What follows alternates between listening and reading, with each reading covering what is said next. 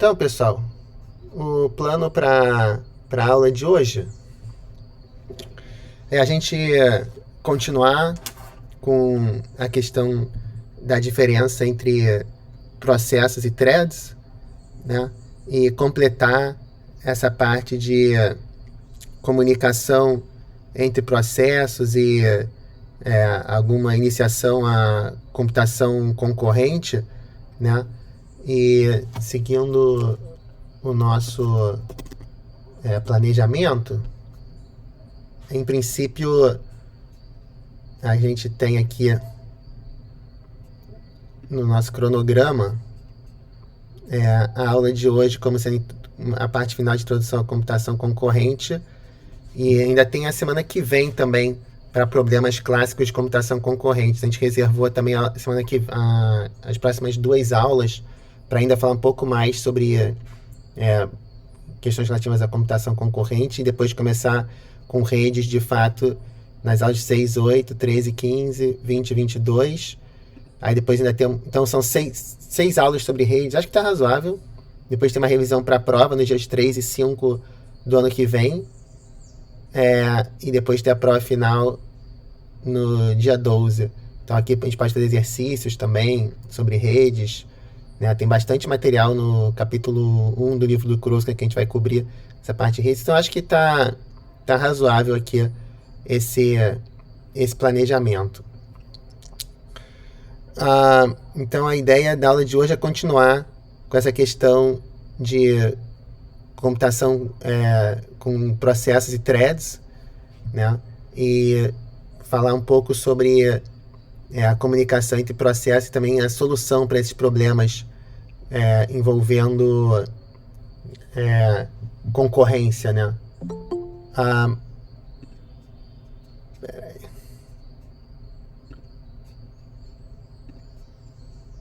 Então, antes de mais nada, eu queria saber se tem alguma dúvida das últimas aulas. Então aqui, esse foi um exemplo que a gente cobriu na última aula, ok? Então, esse exemplo daqui, eu acho um exemplo muito interessante, porque ele vai exatamente direto ao ponto, né? Sobre qual é a dificuldade de programação com threads, né? Que é exatamente o fato de que algumas instruções simples, tipo essa I++, acabam se traduzindo em linguagem de máquina em 3 instruções, né? Que são a instrução de leitura da memória, adição e escrita na memória. Então o que esse programa faz? O programa que a gente apresentou na última aula, ele cria 2 threads, a thread 1 e a thread 2, ok? E cada uma das 2 threads ela incrementa em 20 milhões um contador global, que é a variável i. E aí retorna. Só que quando você roda esse programa, você vê que ele cada vez retorna um valor diferente. Então se eu rodo ele de novo, né? Cada vez que eu rodo, ele gera um valor diferente. Aqui gerou 38 milhões, 35 milhões e alguma coisa, 25 milhões e alguma coisa. Esse valor que está aparecendo aqui cada vez é diferente, né? E a gente discutiu que isso está relacionado exatamente com o fato de que essa instrução I++, ela é, na verdade, traduzida nessas 3 instruções distintas aqui. Que é pegar o conteúdo da variável i e botar em RX, adicionar uma unidade RX, e depois mover o conteúdo do RX para a variável i. Engraçado que quando a gente apresentou na sala de aula, foi alguma configuração diferente, talvez entre C e C++, alguma coisa diferente, porque apareceu aqui endereços diferentes que a gente não soube explicar. Mas agora aqui, olhando na configuração que a gente está usando aqui do C e do GCC, a gente está vendo que está tudo de acordo com o esperado, né? Então essa instrução aqui, ela lê o conteúdo da variável i para um registrador. Aqui a gente incrementa esse registrador em 1. E aqui depois a gente move de novo o conteúdo do registrador para a variável i, né? E a gente falou que isso que está acontecendo aqui está na essência da dificuldade, né? E do desafio que é programar com threads. Que é exatamente o fato de que, dependendo da ordem que isso aqui executar entre as duas threads, que a gente vai ter resultados completamente inesperados, né? Tem alguma dúvida aqui, pessoal? Principalmente para quem não veio na última aula. Vocês chegaram a ver com quem veio qual era a questão aqui envolvida? Vale a pena recordar? Tá me ouvindo, professor? Tô te ouvindo, sim. Tá. Não, passando tá para avisar que eu ainda não cheguei a casa. Desde que eu saí da UFJ, eu não cheguei a casa ainda. E eu não vou conseguir participar da aula. Quem tá falando?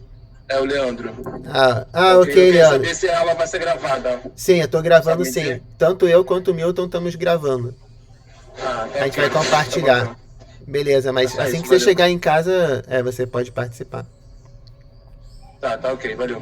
Beleza. Se quiser passar como ouvinte também, tá tranquilo. Eu tô só ouvindo aqui, mas daqui a pouco eu vou ter que descer da condução e... tudo bem. Fica bem difícil. Tranquilo. Mas, no caso, o Leandro veio à última aula, então acho que...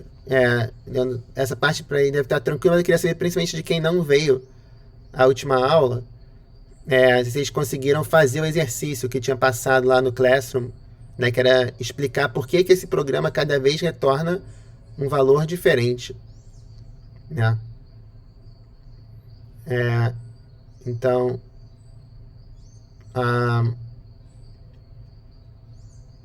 eu posso fazer aqui uma coisa. Vamos fazer o seguinte. Eu vou chamar essas letrinhas 10, 11 e 12, ok? No código de máquina. Então, fazer uma coisa interessante aqui, ó.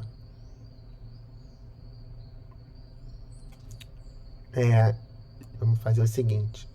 Então, a gente tem as duas threads, thread 1 e thread 2, ok? Então, eu vou abrir uma nova janela aqui.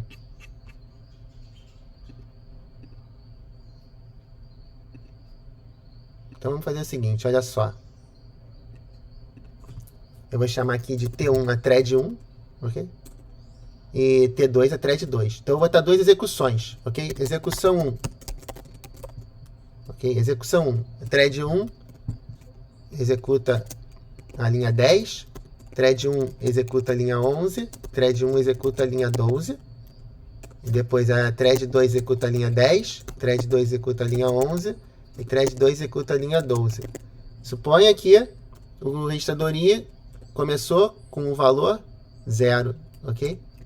Então a minha pergunta é, qual a saída do programa nesse caso? Ok? Qual a saída do programa? E agora essa execução, agora eu vou botar a execução 2, ok? Execução 2, ok? Na execução 2, a thread 1 vai executar a linha 10, a thread 1 vai executar a linha 11, a thread 2 vai executar a linha 10, a thread 2 vai executar a linha 11, a thread 1 vai executar a linha 10, a linha 12, e a thread 2 vai executar a linha 12. E aí eu pergunto qual a saída do programa nesse caso. Ok? Então essa execução 1, execução 2, eu vou botar mais uma aqui. Execução 3. Okay. Execução 3, vamos botar assim. Thread 1 executa a linha 10. Thread 2 executa a linha 10. Thread 1 executa a linha 11. Thread 2 executa a linha 11. Thread 1 executa a linha 12. Thread 2 executa a linha 12. Ok? Então, ou seja, quando qual a saída do programa, qual o valor de I, ok? Que a saída do programa é imprimir o valor de I, ok? Qual a saída do programa em cada um desses três casos? Tá claro o problema, pessoal? Tem como... Tá aí bem grande agora. Ok?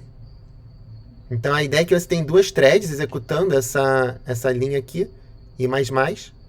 Ok? A gente quer saber a saída do programa em cada um desses três casos. Ok? Então aqui eu estou sempre me referindo à linha 10, 11 e 12 aqui em vermelho, que corresponde ao I++ aqui no código original. Ok? Então, como é que vocês querem fazer isso? Cada um quer escrever. Seria legal se eu pudesse fazer uma enquete, né? Eu sei que tem a ferramenta de enquete aqui.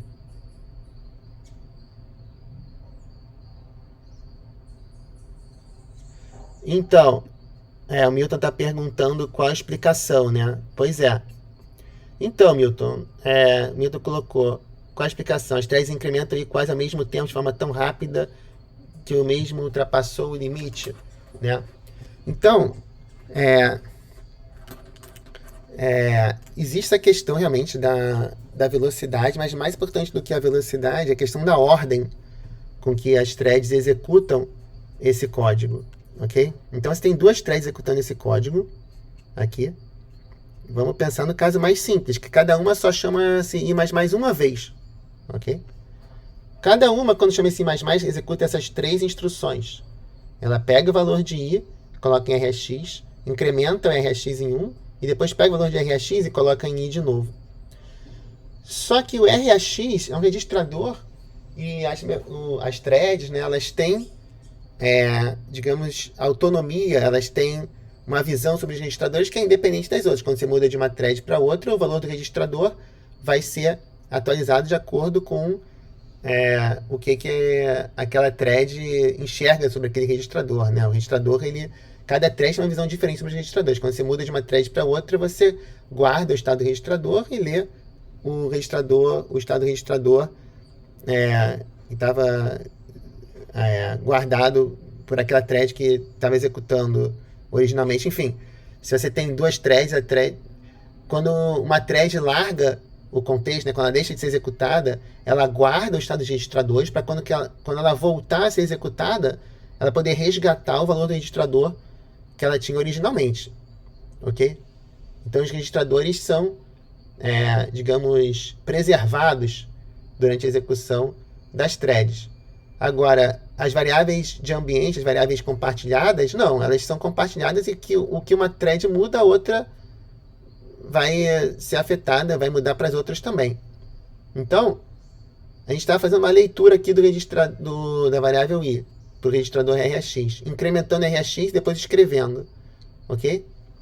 Então, dependendo da ordem que isso aqui foi executado, se uma thread fizer isso aqui de uma vez e a outra fizer isso aqui de outra, uma vai incrementar e vai somar de 0 vai dar 1, e outra, quando passar a incrementar de novo, de 1 vai dar 2. Normal, sem problemas. O problema acontece quando as duas leem o conteúdo da posição de memória e uma seguido da outra. Por quê? Deixa eu até botar aqui um Jamboard aqui.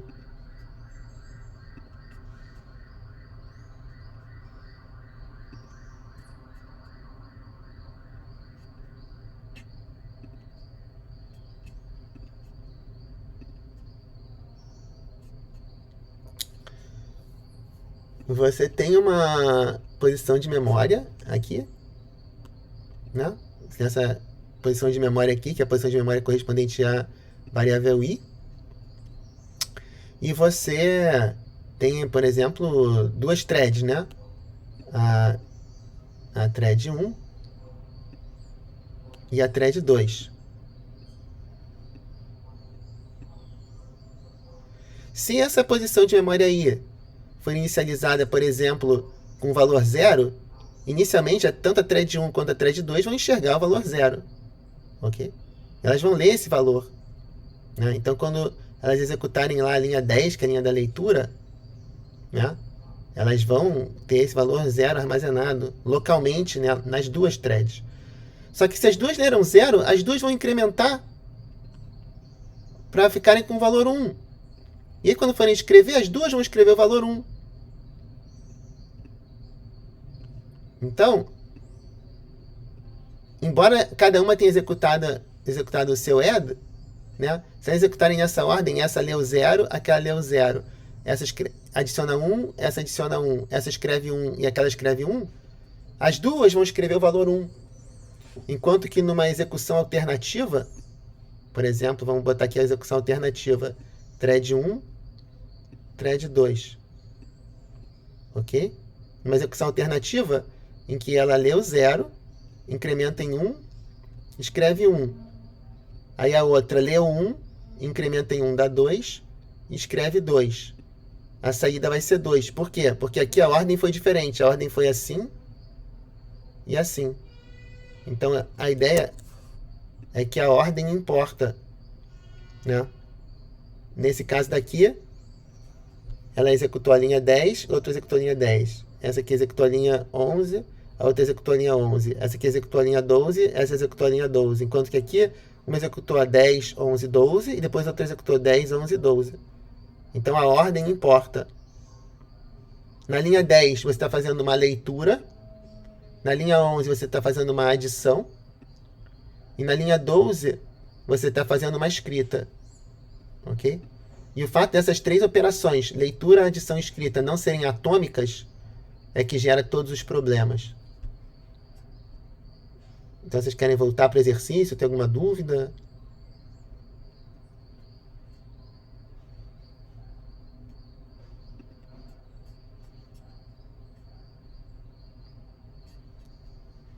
Então, o que a gente comentou na aula passada é que se você quiser resumir todos os problemas de computação concorrente, que vai ser um curso que vocês vão ter, né?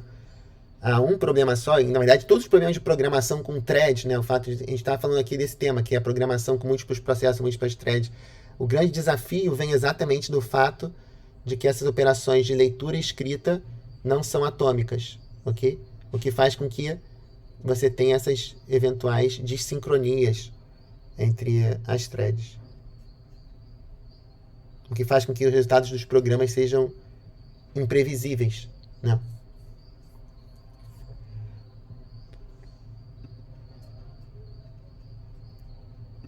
Diga lá, pessoal,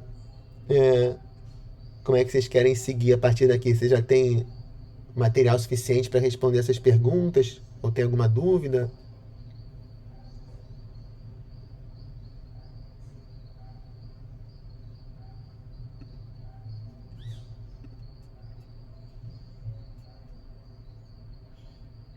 Eu vou abrir aqui. Acho que a maneira mais prática de eu fazer isso talvez seja com um form, né?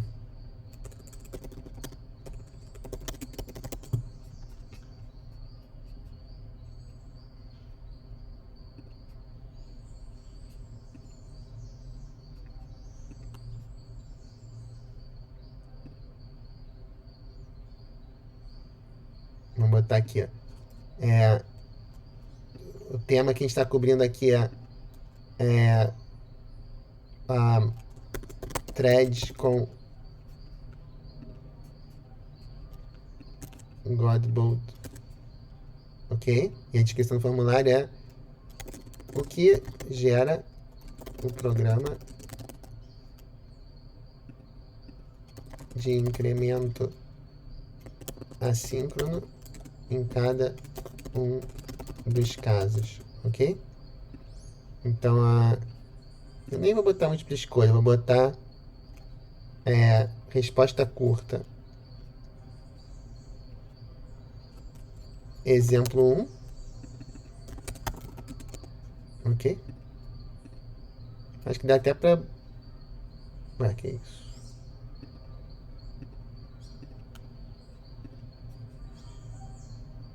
Marcador. Bom, escala linear. Tá, porque acho que você vai poder botar um número de 1 a 5. Tá ótimo, assim tá bom. Ótimo. Exemplo 2.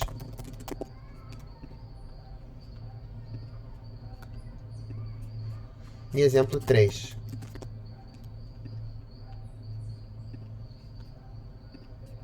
Ok? Exemplo 1, exemplo 2, exemplo 3.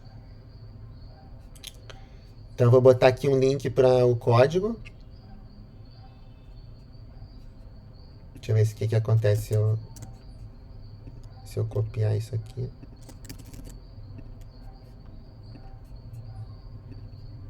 Será que ele vai me deixar? Ih, legal, funcionou. Tá, aqui tá o código. E aí eu vou botar aqui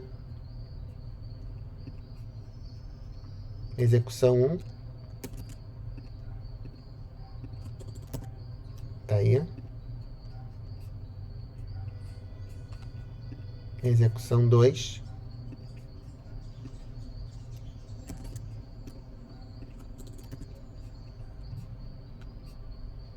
E execução 3.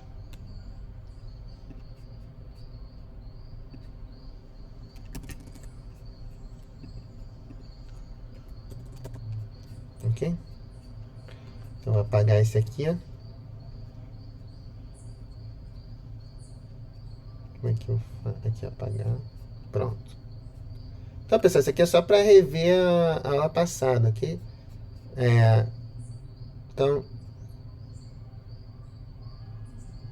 o ideal aqui é eu mandar para... vou botar um link para vocês preencherem. Pronto. Copiar.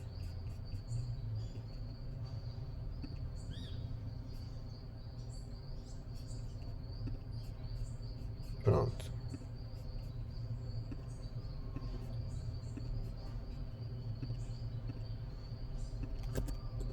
Então tá.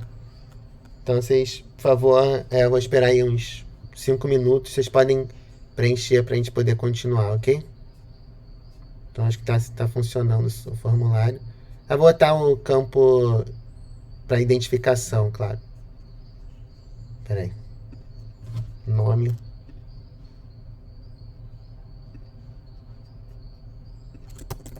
Nome. Vou botar e-mail. Vou botar só nome, tá? DRE.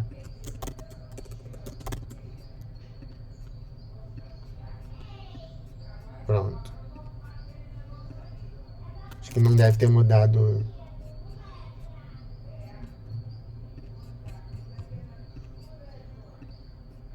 Mudou.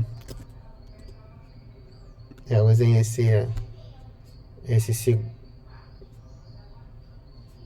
Ué. Putz, apareceu ali no meio. Mas tudo bem, acho que... Será que se eu mudar a ordem já vai ser o suficiente para gerar outro? Deixa eu mudar a ordem aqui. Nome. E DRE.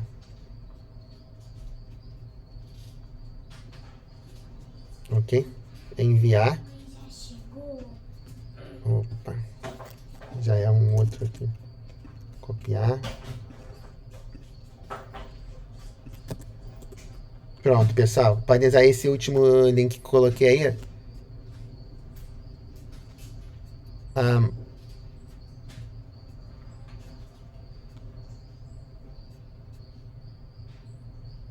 Ok?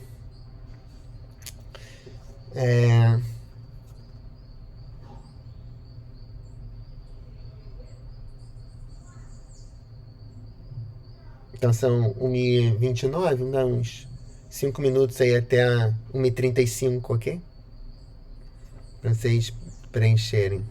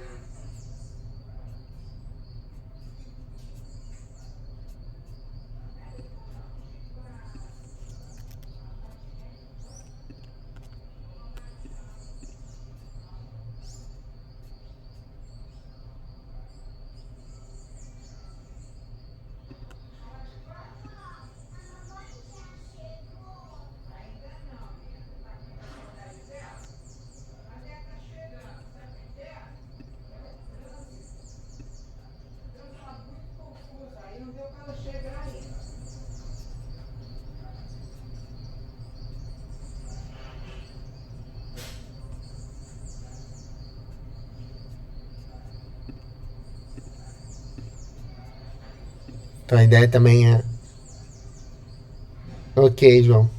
A ideia é a gente usar isso também como bônus, ok, pessoal? Todas essas coisinhas que vocês fazem nas aulas a gente vai tentar aproveitar como bônus junto com os exercícios que vocês também entregaram. Mas isso aqui é uma continuação dos exercícios que vocês fizeram. E aí vamos depois seguir na aula de hoje com um pouco mais dessa, uma vez que fique clara essa questão das threads, a gente segue em frente com a parte de comunicação entre processos, ok? Porque depois que a gente fala de redes, rede não é nada mais, nada menos que comunicação entre processos, só que os processos estão em máquinas diferentes. A gente pode ter comunicação entre processos quando os processos estão em máquinas diferentes, ou comunicação entre processos quando os processos estão na mesma máquina, ok? Então, o processo, quando eu digo processo, estou me referindo a processo ou thread, ok? Tanto faz.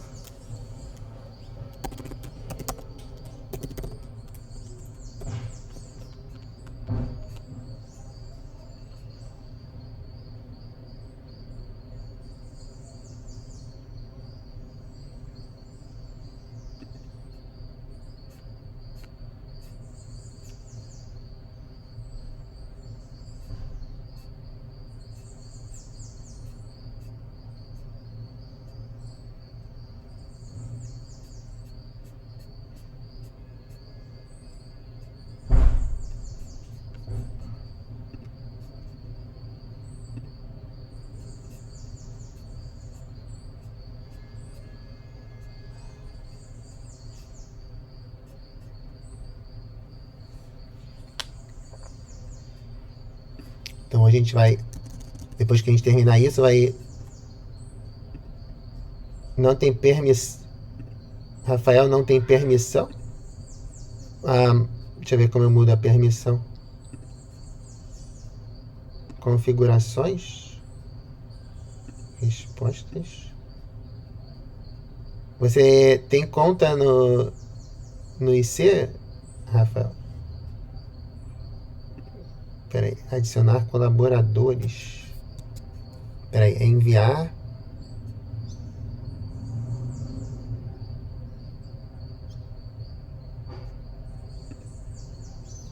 Você não tem permissão? Qual é o seu e-mail, Rafael?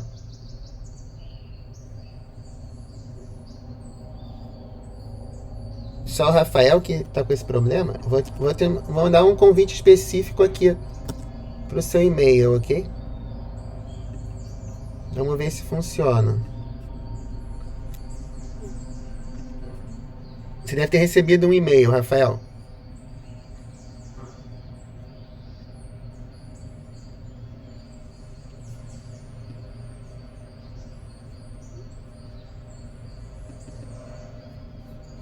Posso sim, Lucas. Eu vou mandar de novo o link, peraí.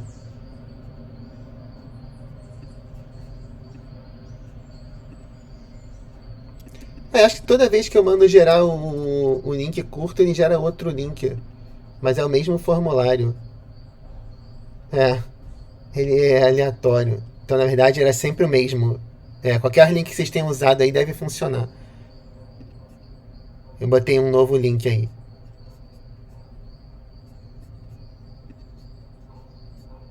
Todos esses links vão para o mesmo lugar. É isso mesmo. Professor, perdão, qual o anunciado do exercício? É falar só o que gera o programa? Aqui que vai, qual é o seu valor da variável i ao final dessa execução. Então, aí inicializada com 0, aí a execução passa por essas thread 1, executando linha 10. Okay. Deixa eu até botar aqui de novo. Deixa eu compartilhar minha tela de novo para ficar bem claro o que é linha 10, linha 11 e linha 12. Mas tá aqui, ó. Tá vendo? Linha 10, linha 11 e linha 12. Que correspondem a esse comando aqui, mais. Ok. Então, linha 10, linha 11, linha 12 são executadas para implementar esse comando I++. Primeiro a leitura do I, depois o incremento e depois a escrita do registrador no I. E aí, de novo, cada vez que eu rodo, ele dá um valor, esse programa dá um valor diferente, né? Então, aqui, 270.340, não, 20, 27 milhões, 34.565. Aí se eu rodo de novo aqui, já dá outro valor. E como a gente falou, o motivo disso aqui é o valor que vai dar no fim das contas depende da ordem com que essas linhas são executadas. Então eu gostaria de ver se vocês pegaram essa ideia analisando esses 3 casos especiais aí em que as linhas são executadas nessa ordem para ver o que ele retorna em cada caso, né? Qual é o valor de I ao final de cada caso.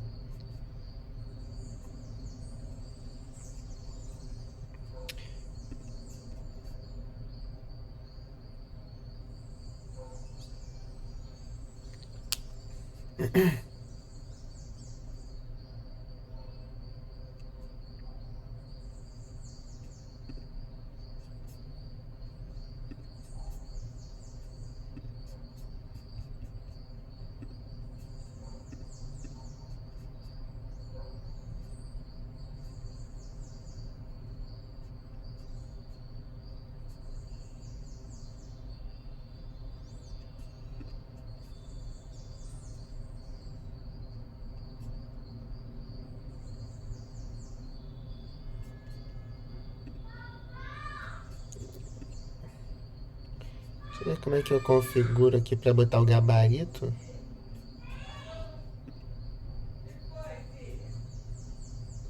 Respostas corretas.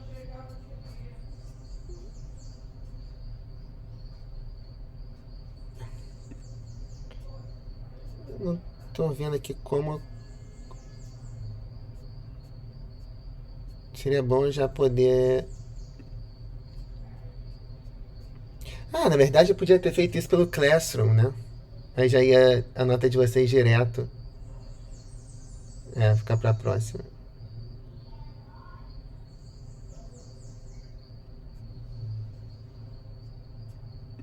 Eu não tô vendo aqui como botar o gabarito.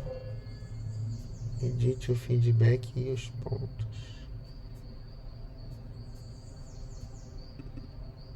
Engraçado.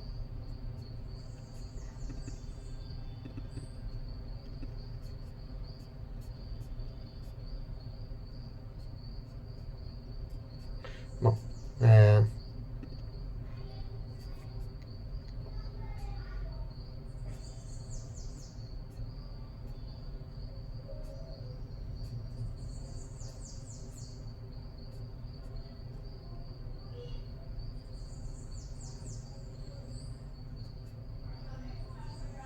Aí, pessoal, o I começa em 0, ok?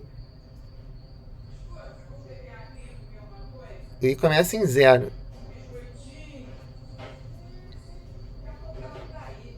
Eu tô vendo que alguns de vocês marcaram 3 ou 4.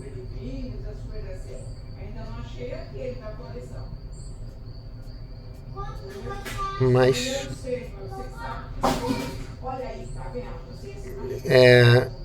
como é que poderia ter chegado em 3 ou 4?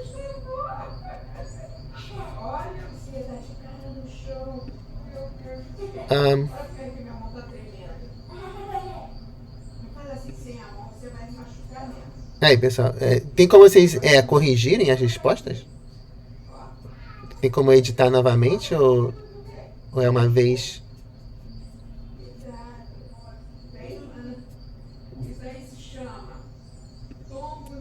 Eu acho que dá, né? Deixa eu ver, configurações.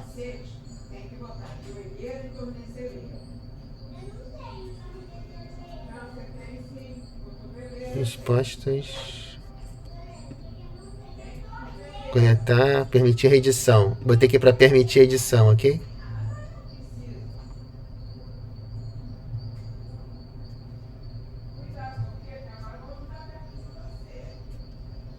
Pronto. Vocês devem... Só 5 colegas responderam, pessoal. Vocês são... Quantos estão participando? São 16. Aí, pessoal, contando comigo, né? São 16. Acho que ele conta um separado pro apresentador. Pra apresentação, acho que sim, né? 1, 2, 3, 4, 5, 6, 7, 8, 9, 10, 11, 12, 13, 14, 16. Conta a apresentação.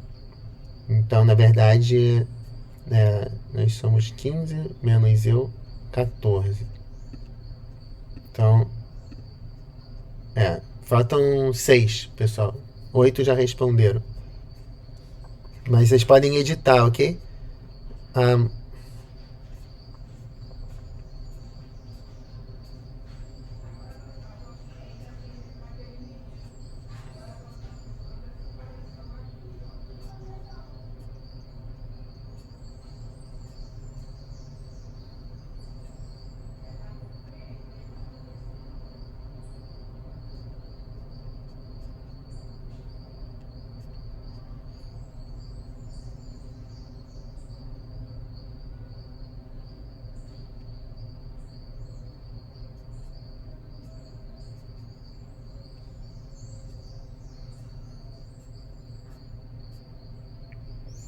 Faltam 4, pessoal. 3.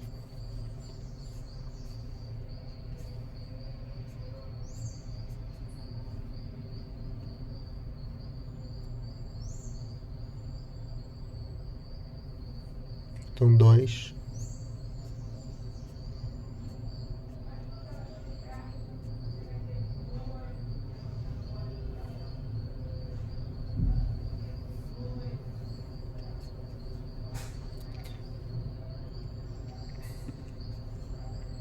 Então, o que é legal, pessoal, desse tipo de exercício é que vocês veem que é uma coisa extremamente simples, né?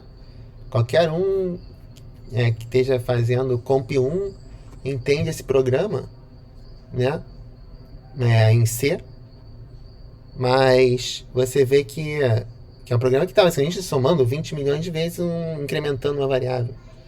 Mas que para entender ele, pelo fato de trabalhar com thread, não é trivial.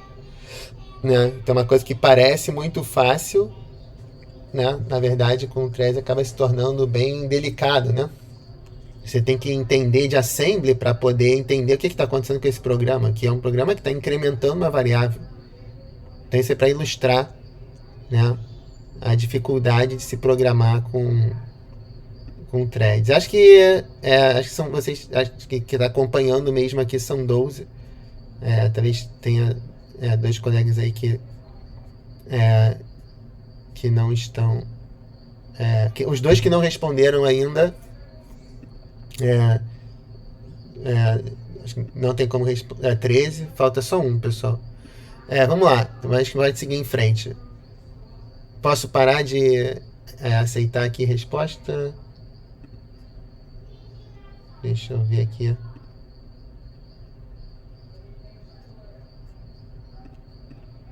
Temos até 15 agora. Tá ótimo. Então a gente pode fechar agora. Olha só. Então, pessoal, a primeira aqui eu queria ver como faço. Porque seria bom botar um gabarito, né? Para vocês já terem a nota logo. Como é que pode? Alguém sabe como bota gabarito aqui?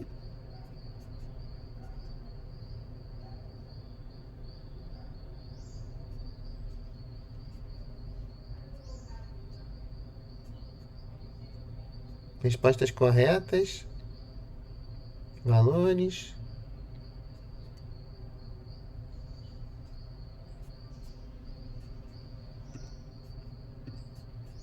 Eu queria botar aqui para bloquear aqui, mas é para não poder mais mexer agora. Eu vou tirar aqui então essa parte de permitir edição.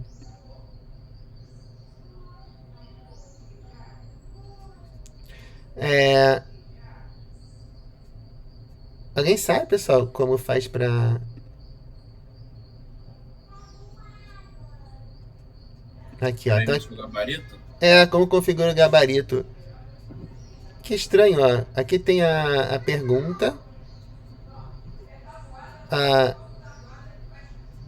Mas aqui, na verdade, não tá nem aparecendo. Importar pergunta, adicionar pergunta. Tem aqui a pontuação. Tem aqui o concluído. Mas eu não tô vendo onde. Respostas corretas. Será que é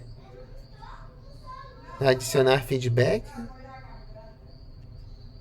Eu não tô vendo onde é adicionar feedback da resposta. É isso. Eu queria ver onde. É estranho, né? Eu não tô vendo. Não sei se alguém tá vendo aqui onde bota o gabarito.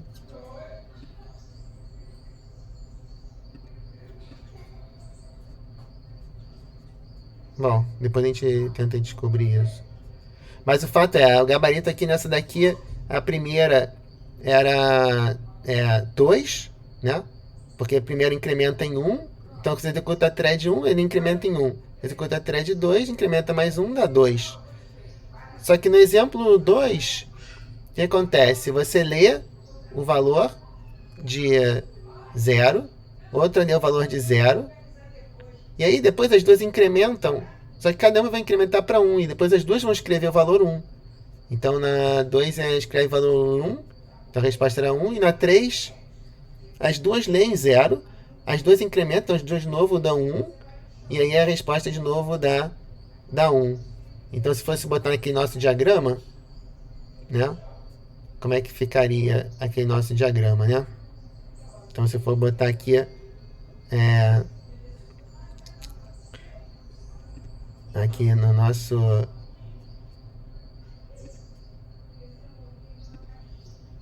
aqui, deixa eu compartilhar esse. Então aqui, ó, no primeiro caso correspondia exatamente o primeiro caso era aqui, era exatamente esse caso daqui, linha 10, linha 11, linha 12, e a outra linha 10, linha 11, linha 12, ok? Esse daqui era o exemplo 1, era exatamente o caso que pegava o 0, incrementava, dava 1, escrevia o valor 1, depois lia o valor 1, incrementava, dava 2, escrevia o valor 2. Então esse aqui era o exemplo 1, ok? Esse aqui era exatamente o exemplo 1, ok? O exemplo 2, você lê o 0 e depois a outra thread. Não, esse aqui no exemplo 2 não, era primeiro ler. Eu vou botar aqui o exemplo 2 na próxima. No exemplo 2 era assim, ó.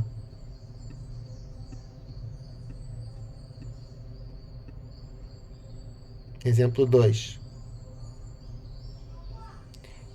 Primeiro era. Aqui eu vou botar thread 1. Ok? Thread 1 e thread 2. Ok?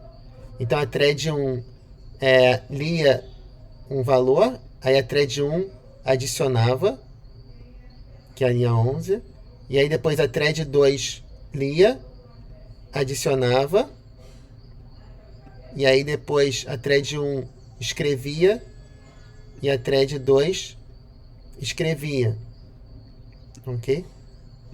Então, o que acontecia nesse caso aqui, né? Então a execução é essa daqui, ok? Assim, né? Então ela lia o que? O valor 0, ok? Então lia o valor 0, adicionava e dava 1, só que ela não escreveu ainda o valor 1. Então quando a outra lia, ela também lia o valor 0, adicionava localmente, dava 1, aí essa aqui escrevia o que ela tinha localmente, então ela escrevia o valor 1, e essa aqui escrevia o que ela tinha localmente, escrevia 1 também. Então no exemplo 2 a resposta também era 1. E na execução 3, o que acontecia? Na execução 3 a gente tem aqui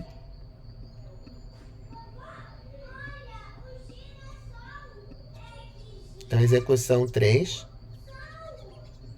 Tem a thread 1 e a thread 2. Ok? Então, a thread 1 faz o quê? Uma leitura, aí a thread 2 faz a leitura. Depois a thread 1 faz a adição, a thread 2 faz a adição. Depois a thread 1 faz a escrita e a thread 2 faz a escrita. Vai Ok? dar um também. Vai dar um também. Porque ela lê, a outra lê, adiciona, outra adiciona, escreve e outra escreve. Então, como na hora que ela vai ler, ela ainda está lendo o valor global que não foi escrito ainda, as duas vão acabar escrevendo o valor 1 também. Então, a gente pode ver aqui as respostas. Então,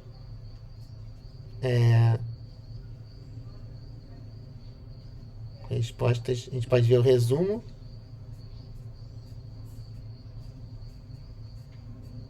Então, aqui, na primeira, a maioria respondeu 2, que era o correto. Mas isso que eu achei engraçado, pessoal. Teve 5 que responderam 3.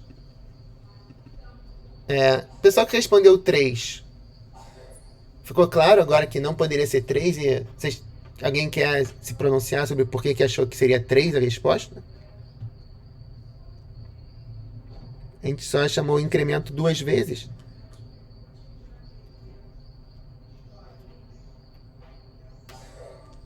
Acho que deve ter começado a contar com 1. Isso que eu queria saber. Você respondeu que era 3? Não, acho que não. Acho que eu coloquei a 2. Ah, tá. Mas o pessoal que respondeu que era 3. Planilha da disciplina? Me manda teu e-mail. Peraí, você tinha me mandado. Peraí.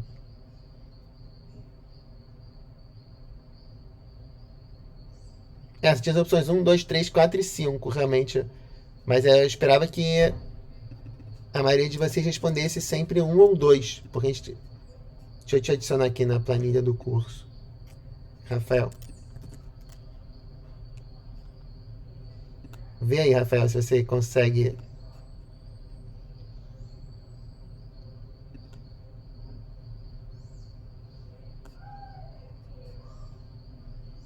Rafael, você deve estar conseguindo agora. Mas deixa eu ver aqui quem respondeu 5.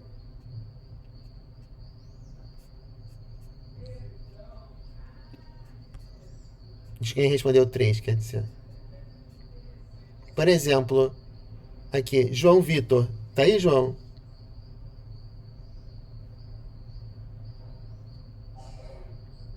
O João tava no ônibus, se não me engano. Ah, tudo bem. Vamos passar pro próximo.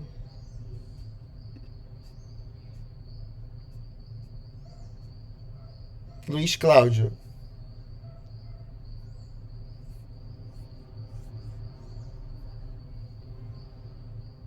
Tá aí, Luiz? Não?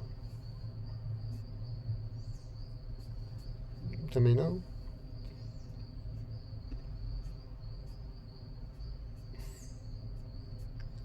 Os primeiros responderam 3. Pamela.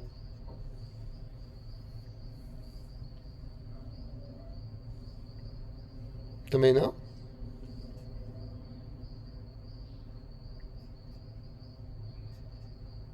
Engraçado, peraí.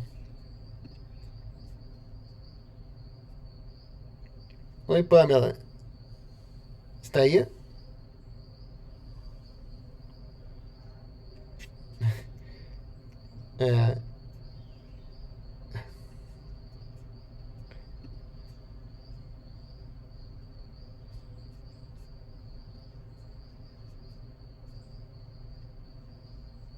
Micaela.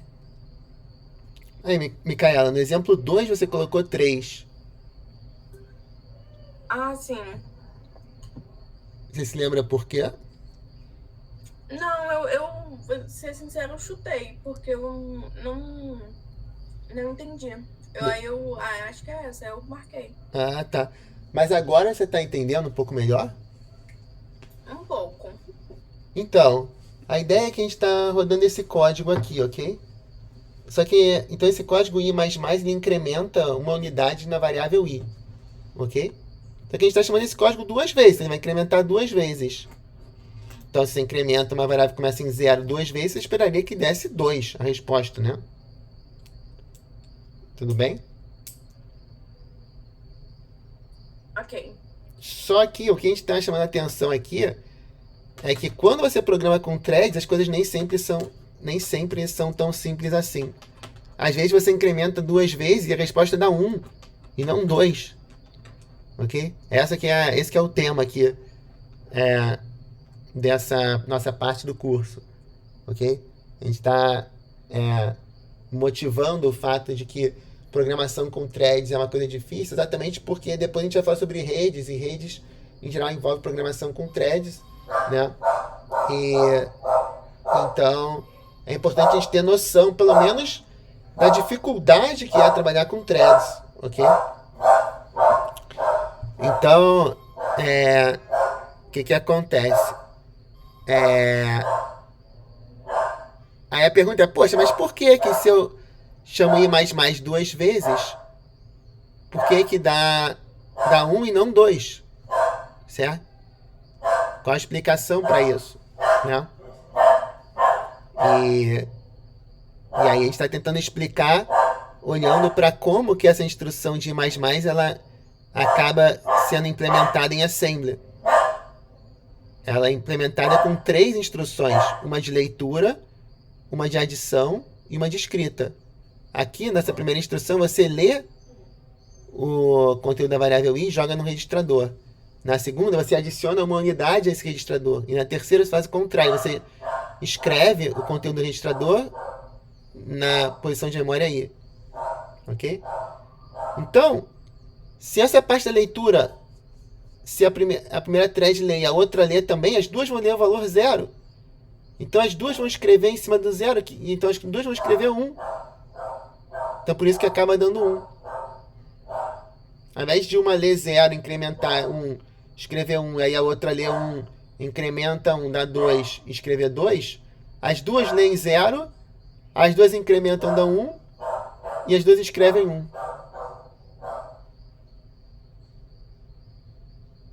Tá claro? Tá bom. Eu acho que agora eu entendi melhor. Ah, ok. Qualquer dúvida é só falar. A ideia é só dar, assim, digamos, o fundamento mesmo, né? A essência por trás do desafio que é programar com thread. Pra gente, todos os problemas de programação com thread acabam se resumindo a isso. Ao fato de que instruções que você pensaria que são atômicas, tipo i++, acabando se quebrando em múltiplas microinstruções, né, a nível de máquina, e aí por isso gerando resultados imprevisíveis, né? Tudo bem?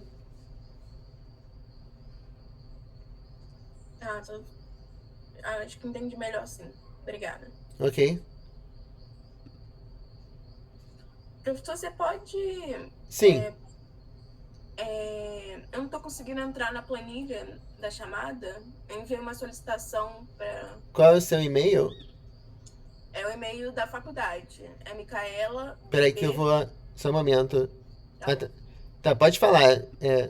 Peraí. micaela.bb@dcc.frj.br. Calma. Peraí que eu...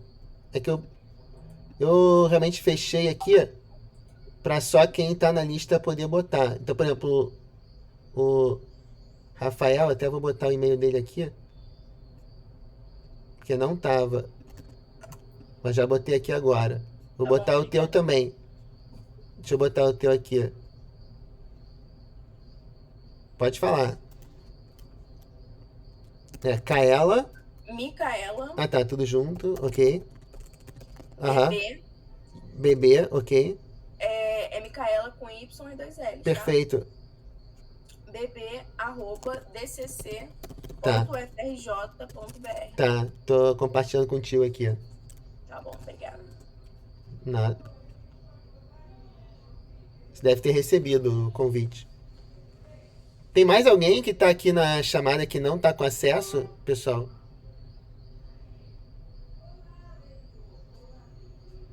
Todo mundo tá, né? Beleza.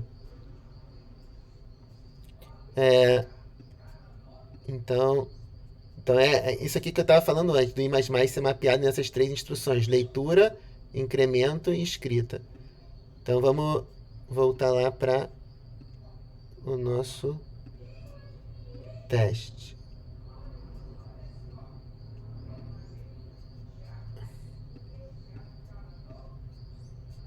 Ok. Então, o cara tinha chutado, mas acho que agora já está mais claro, né?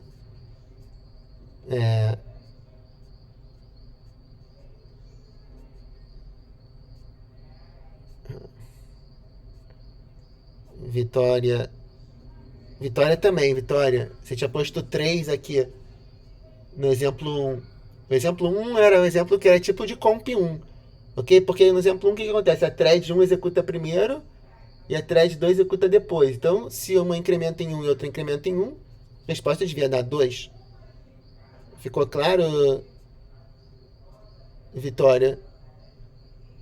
Por que a resposta é 2?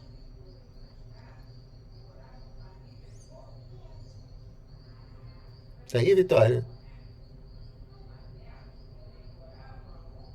Não? Bom, passar aqui para Milton. Vamos ver.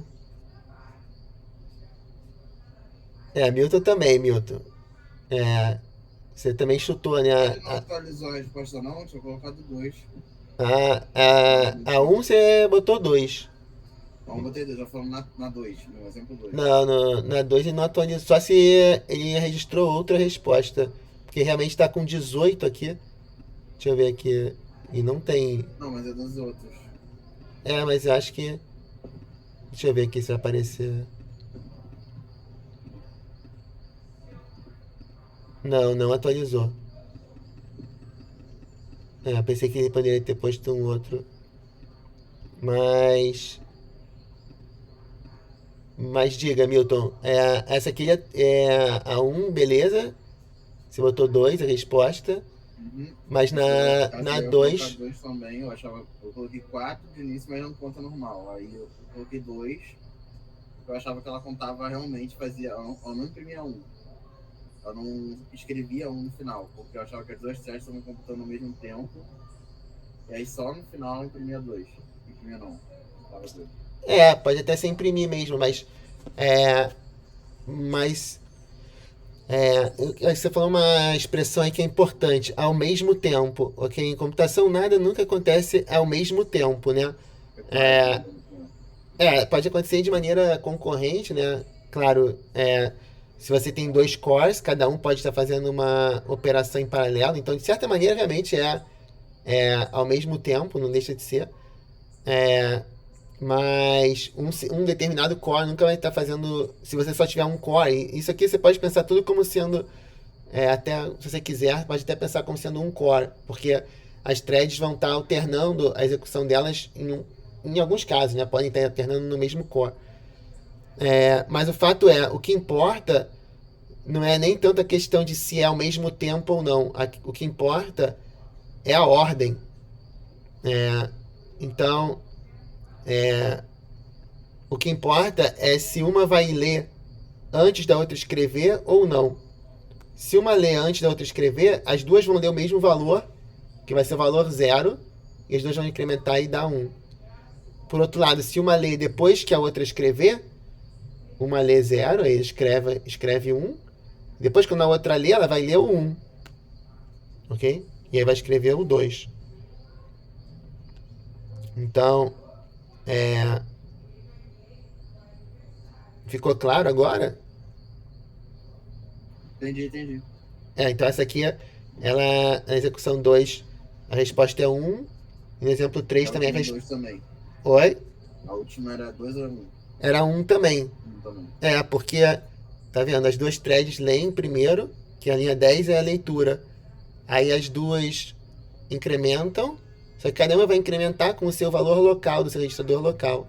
E depois as duas escrevem. Então as duas vão escrever o valor 1. Porque cada uma leu o valor 1. Cada uma leu o valor 0, incrementou e deu 1. Então, a Sim. resposta vai ser 1 também. É, Lucas. Lucas também achou que vai dar 2 em todos os casos. Mas ficou claro agora, Lucas, por que que não é 2 em todos os casos?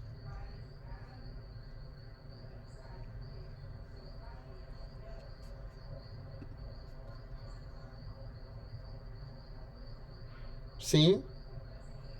Lucas escreveu aqui sim, só.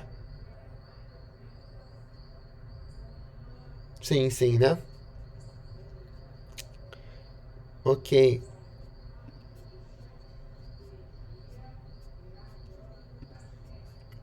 João. João Pedro. João Pedro também botou um 3 aqui, na execução 2. Mas ficou A última claro? não era 1, a dele deu errado. Ah? A última não era 1. É, e matou aqui a charada da 3. Não sei se foi sorte, porque ele botou 3. Na verdade, ele botou tudo errado aqui porque não tem gabarito. Isso aqui não é pra dizer se tá, é pra desconsiderar, ok? Se está certo ou errado, eu não consegui configurar o gabarito.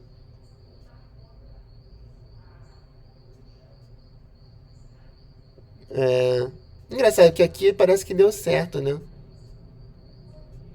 Tem alguma configuração de gabarito, sim.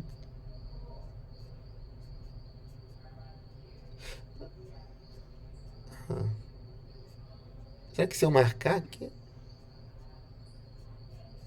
Eu não sei como configurar o gabarito, não. Por algum.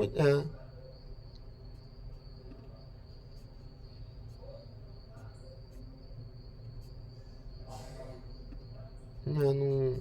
Enfim. Fala, João. Tá aí, João? João Pedro?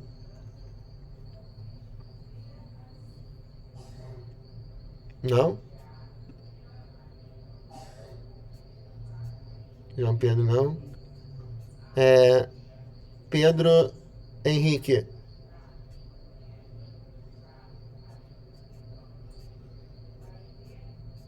Pedro Henrique matou aqui a charada. Pedro Henrique deve ter vindo na última aula. Tem um comentário, Pedro? Tá tudo certo, Pedro? Você fez consciente ou foi chute? Tem alguma dúvida?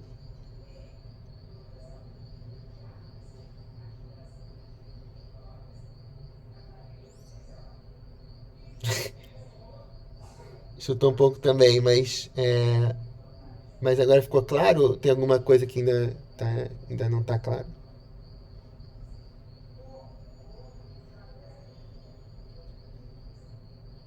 Ficou claro, né? Tá. Samuel. Samuel Coutinho.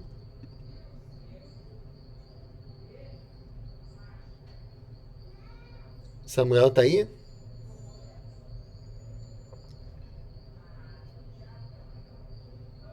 Não?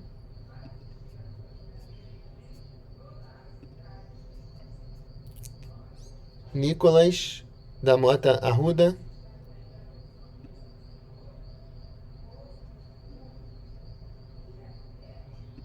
Também não.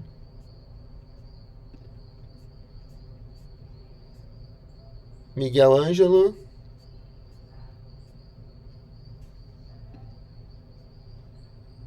Não.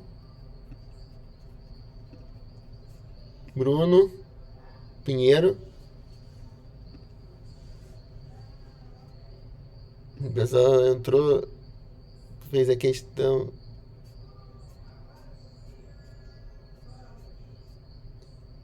Tem a maioria, acho que não pensou muito sobre a questão, né? Tem várias respostas aqui. Rafael Passos.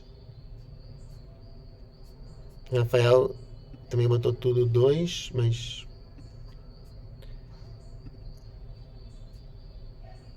Lucas.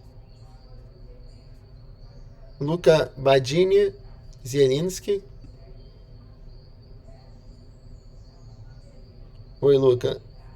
E aí, você logo na 1 botou que a resposta seria 1, mas você já entendeu que a resposta nesse caso é 2?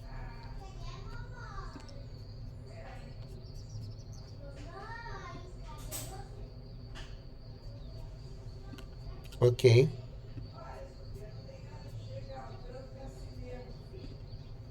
Messias Brasolino.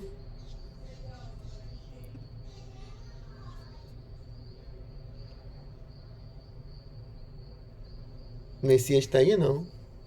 Não. Guilherme Barreto.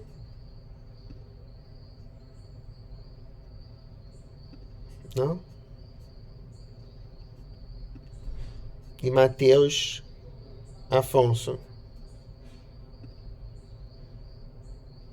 Não? Bom, pessoal, ok.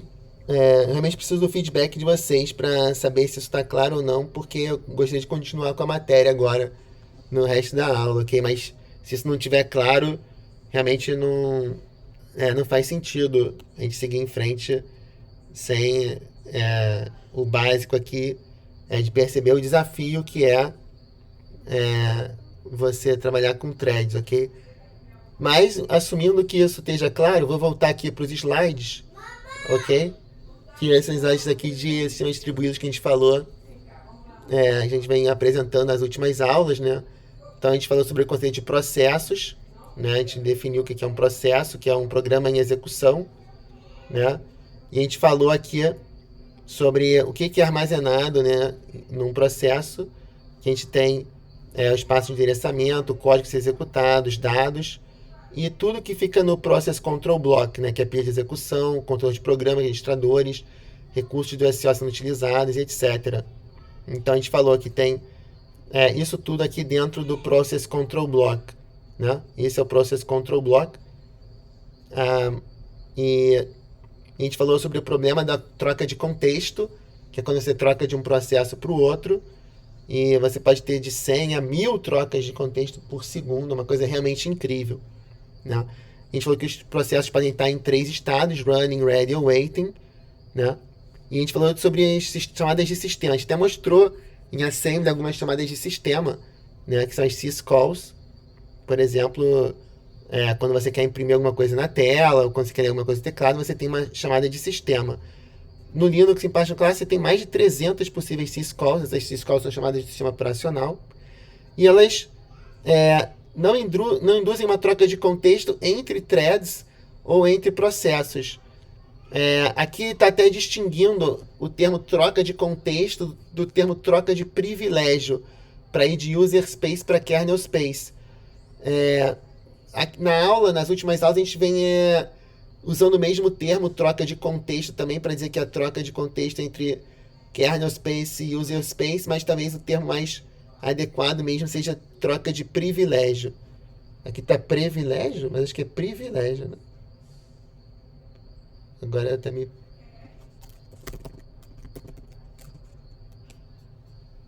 privilégio, ok? Então, uma troca de privilégio quando você passa de user... Então, a gente até comentou que em termos de custo, a coisa menos custosa que tem é trocar de user space para kernel space ou vice-versa. Aí depois a próxima em termos de custo é mudar entre threads. E depois a próxima em termos de custo é mudar entre processos. Bom, tem algum comentário até aqui, pessoal? Não? Se não, aqui a gente entra nesse tema que é a comunicação entre processos, ok? É o Interprocess Communication. Porque muitas vezes os processos precisam interagir entre si, né?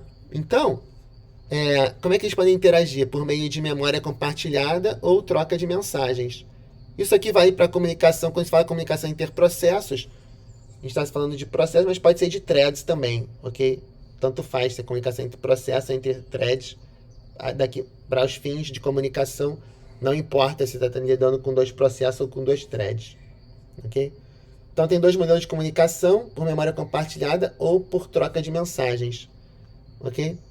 Então, as threads naturalmente se comunicam por meio de memória compartilhada, porque elas compartilham a memória, né? Então, por exemplo, nesse exemplo que a gente deu aqui, se a gente tem essa memória compartilhada que é a variável i, como é que elas poderiam se comunicar entre si, né? A gente pode botar uma coisa do tipo, o i começa em 0, né? E a gente pode, por exemplo, fazer com que uma thread fique esperando, né? A gente pode criar duas threads, thread 1 e thread 2, ok? Então, o que? Thread 1 e thread 2, ok? O que a thread 1 vai fazer? While i diferente de 0, ok? Enquanto i não for, enquanto i for igual a 0, por exemplo. Enquanto i for igual a 0, só um segundo. Oi, amor, eu tô na aula aqui. Tá tudo bem? Tchau. Um beijo, amor. Já te ligo. Opa. Então vamos lá. Então, enquanto i for igual a 0, o que ela faz? Não faz nada. E depois, quando for uma coisa diferente, fala, opa, aí imprimo aqui. Ok, o que eu imprimo? I mudou. Ok? Então a gente imprime aqui i mudou e retorna. E a thread 2 faz o quê? O que ela faz? Assim que ela entra, o que ela faz? Ela seta, por exemplo, i igual a 1. Ok? Só faz isso e retorna. Então aqui eu vou ter a thread 1 e a thread 2. Aqui seria até bom botar... Vou chamar isso aqui de thread... Chamar isso aqui só para distinguir o nome da variável do nome da thread lá, da função, né?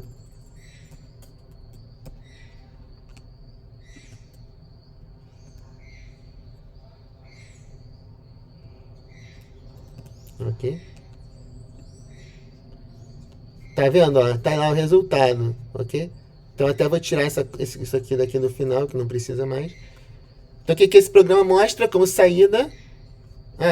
Vocês não estavam vendo essa tab aqui. Olha, então esse é o programa que eu tô botando aqui, ó. Tem duas threads, uma fica esperando o i mudar, ok? Então enquanto o i for igual a 0 não faz nada, quando o i muda, i mudou.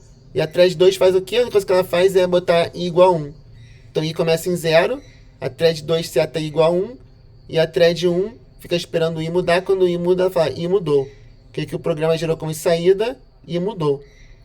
Então, o que está acontecendo? Essas duas threads estão se comunicando por meio de memória compartilhada. Com a memória compartilhada, essa variável i, que é compartilhada pelas duas threads. Ok? Então, uma está escrevendo e a outra está lendo.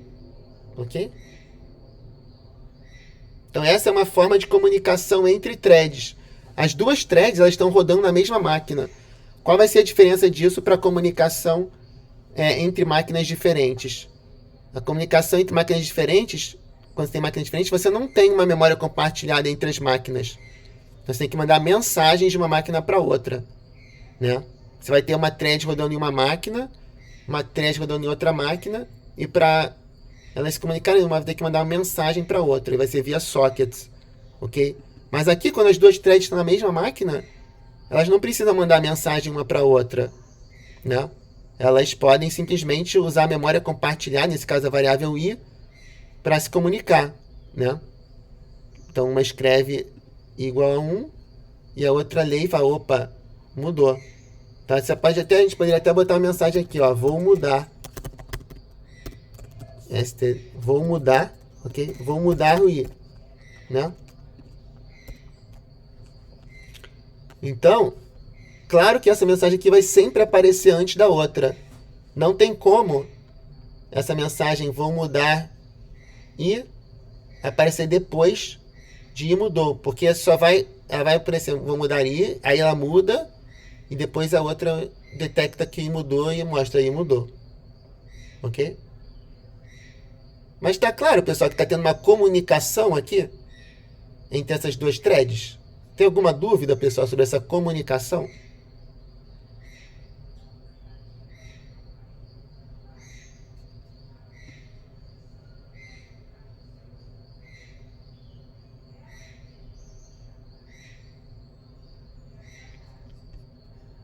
Vamos lá, quem ainda ficou aí? Luca, tá claro que você tem duas threads que elas estão se comunicando usando essa memória compartilhada, que é a variável i?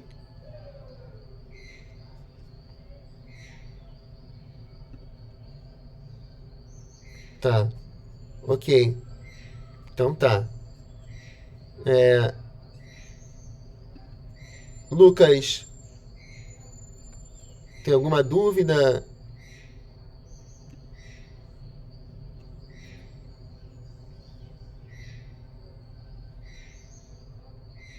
Tá claro? Beleza.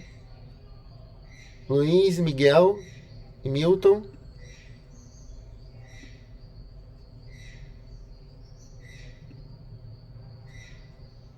Tudo bem?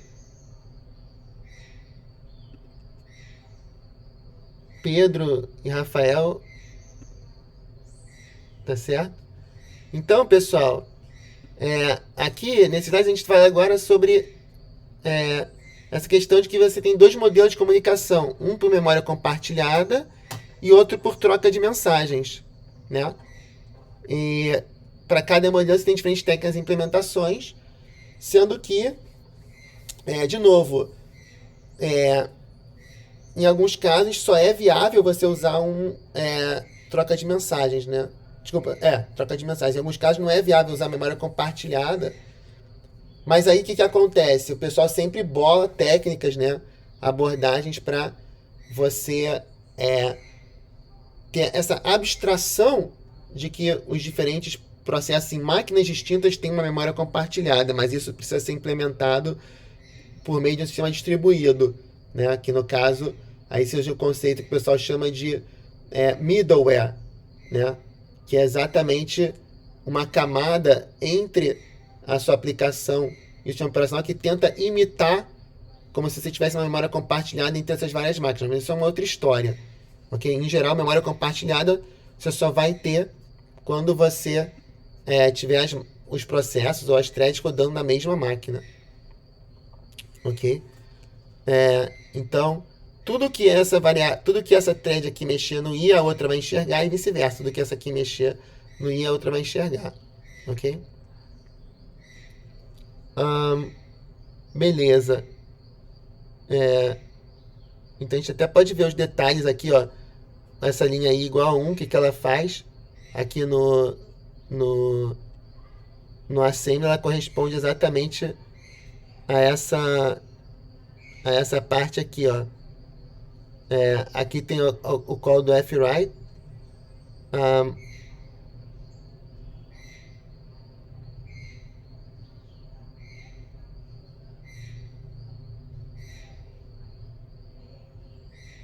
Essa aqui, na verdade aqui, ó, essa linha aqui, o i igual a 1, se traduz só em uma linha em assembly, ok? A linha i igual a 1 simplesmente move para a variável i o valor 1, ok?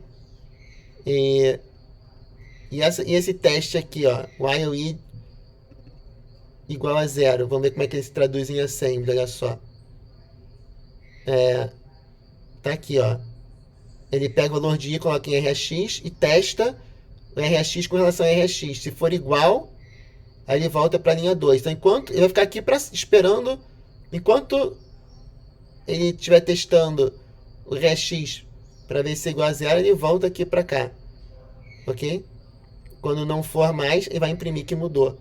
Esse teste RX, a gente não viu esse comando ainda, mas ele faz o end dos dois. Ok? Então ele faz o end dos dois. Então quando ele faz o end dos dois, o end de 0 com 0, então o que ele faz?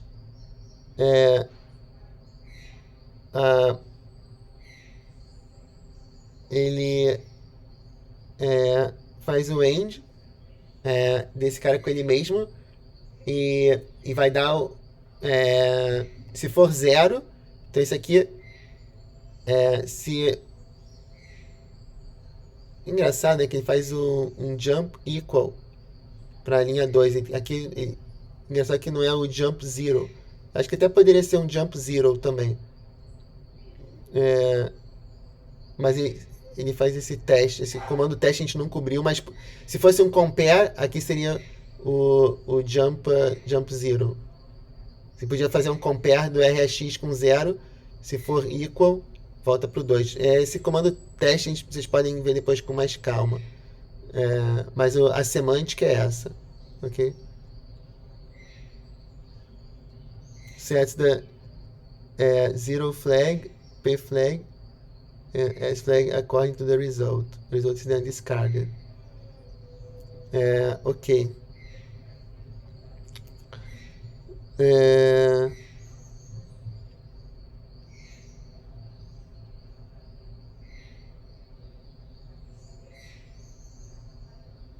Ok.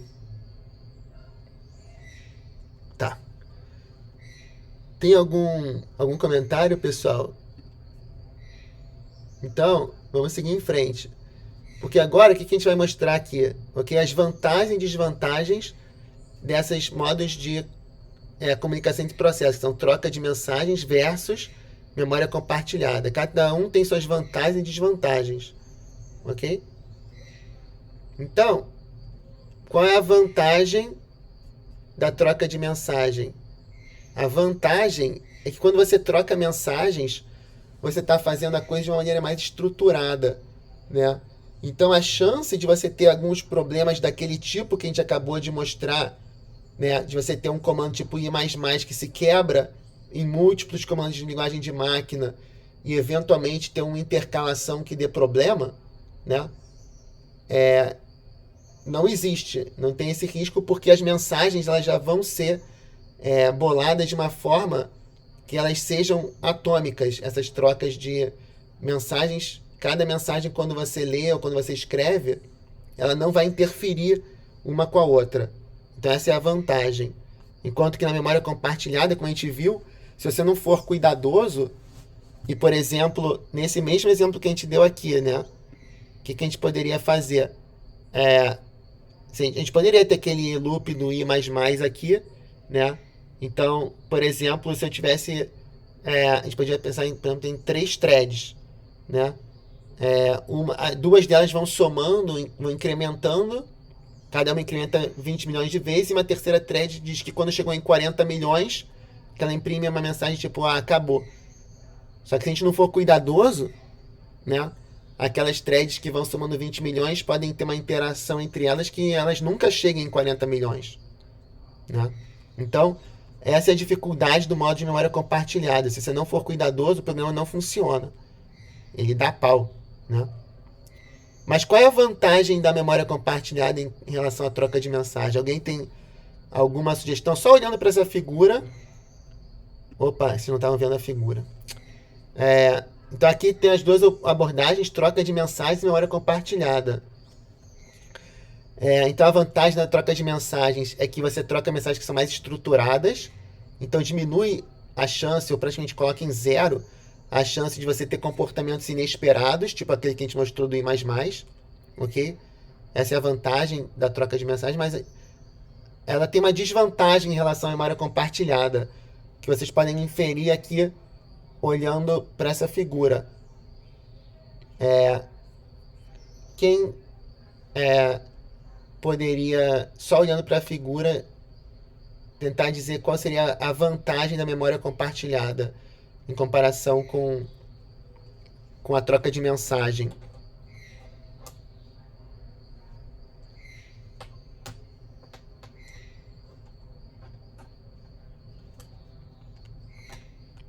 Alguém tem alguma dica?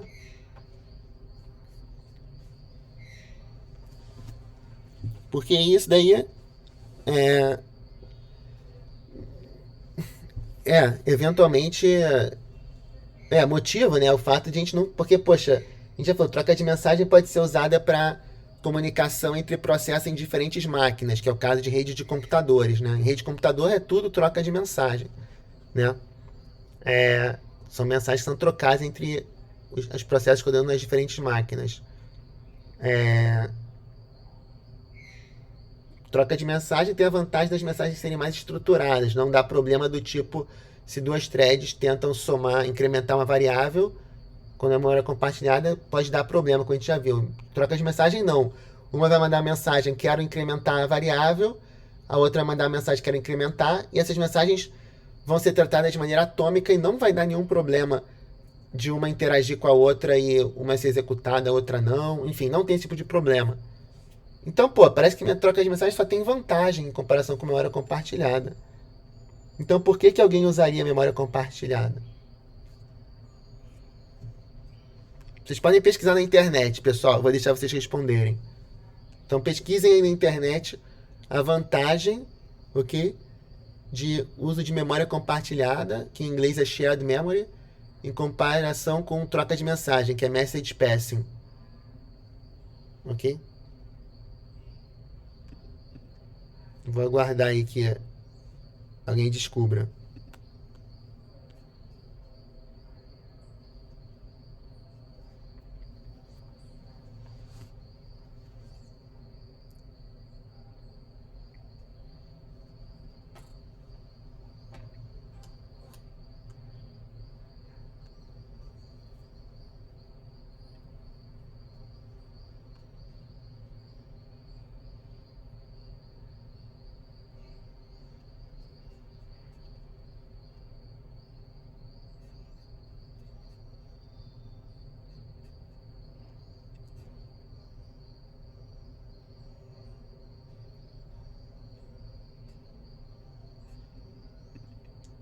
Então, o Lucas está chamando a atenção do fato de que consome menos processamento.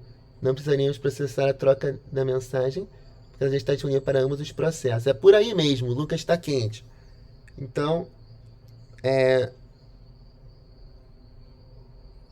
por aí mesmo. Mas até resgatando um pouco do que a gente estava falando antes sobre troca de privilégio, né? E troca de contexto.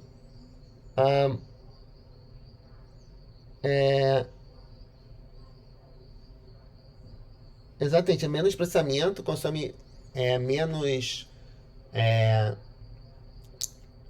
O desempenho é maior, né, na memória compartilhada. Mas o que você evita de fazer no caso da memória compartilhada que você acaba fazendo na troca de mensagem?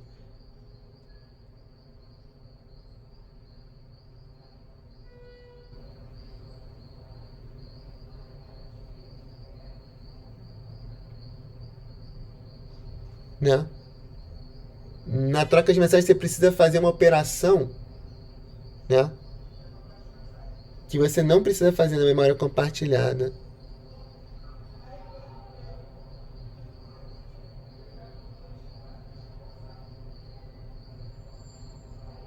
A palavra está aí no slide, ok? Você precisa passar do user level mode para o kernel level mode, porque a caixa de mensagem está implementada a nível de kernel. É o kernel que mantém a caixa de mensagens.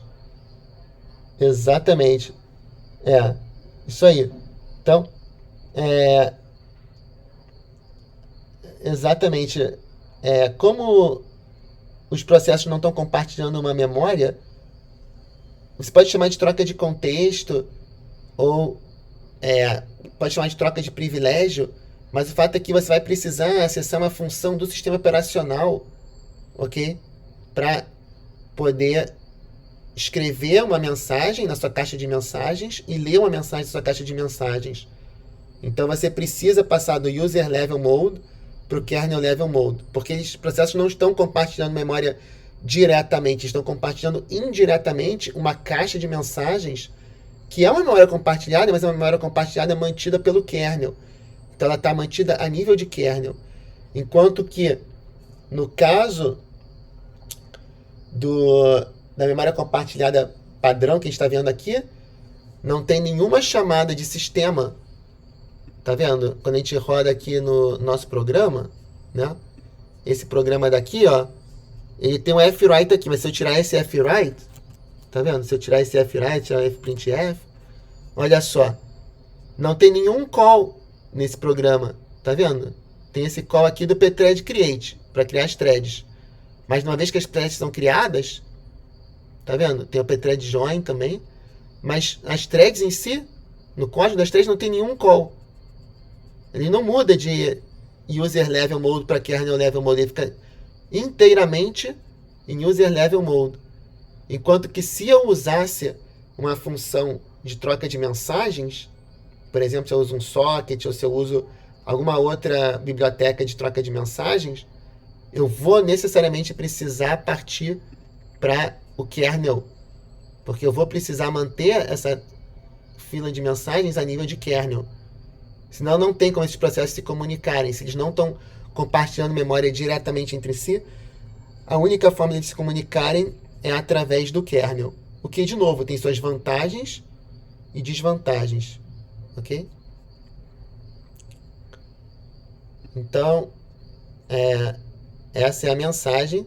Ok? Então, no caso de troca de mensagens, você tem um canal de comunicação explícito através de chamadas send e receive. E a fila de mensagens é mantida em kernel space. Enquanto que no caso da memória compartilhada, a região de memória é mapeada em 2 ou mais processos e memória fora do kernel space. A memória é mantida em user level space. Ok? Então, memória compartilhada, uma única chamada para definir e mapear a região de memória a ser compartilhada e não faz a mediação de leitura escrita. Esta operação não faz mediação nenhuma. Entretanto, você tem que ser muito cuidadoso, né? Porque se dois processos escreverem ao mesmo tempo, né, ao mesmo tempo entre aspas, ou seja, a gente mostrou, né, que a questão de que quando a gente faz uma escrita tipo I++, que aquilo é quebrado em leitura, atualização e escrita. Isso é uma grande fonte de problema, como a gente acabou de ver. Então a gente precisa de mecanismos de sincronização para evitar que desses problemas, que como a gente comentou na última aula, o mecanismo de sincronização para evitar que dê o problema. Alguém sabe qual é o mecanismo de sincronização para evitar que aquele problema que a gente falou do I++, como é que você resolve esse problema? O que é esse mecanismo de sincronização aqui? Quem estava na última aula que sabe, ou quem não estava, mas que também sabe. O que seria esse mecanismo de sincronização para resolver o problema da comunicação via memória compartilhada?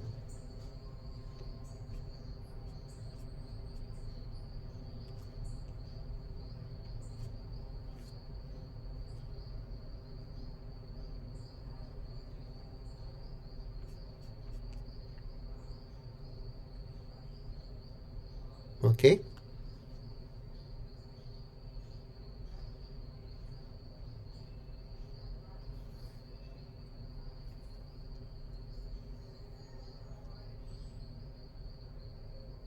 Algum chute, alguma...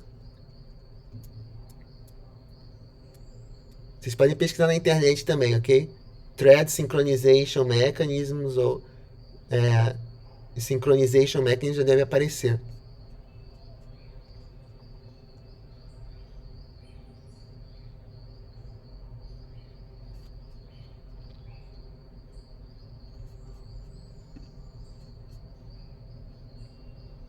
Luca Zielinski. Está aí?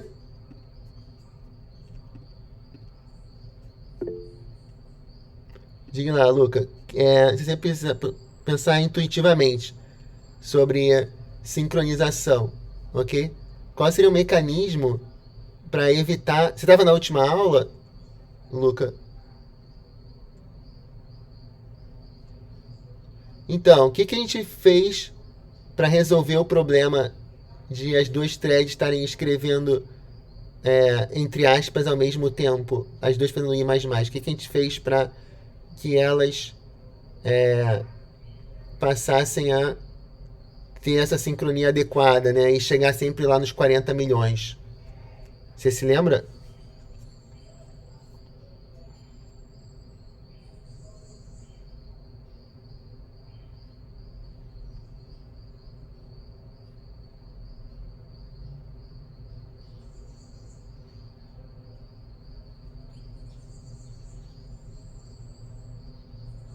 Sim, não, talvez.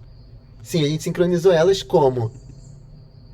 Você se lembra aqui qual foi o comando que a gente usou? Ou qual foi a primitiva que a gente usou para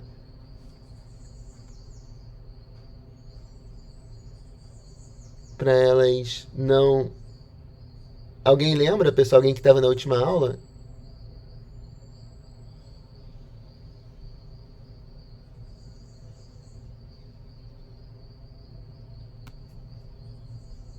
O comando que a gente usou, pessoal, foi o pthread, mutex, lock e unlock.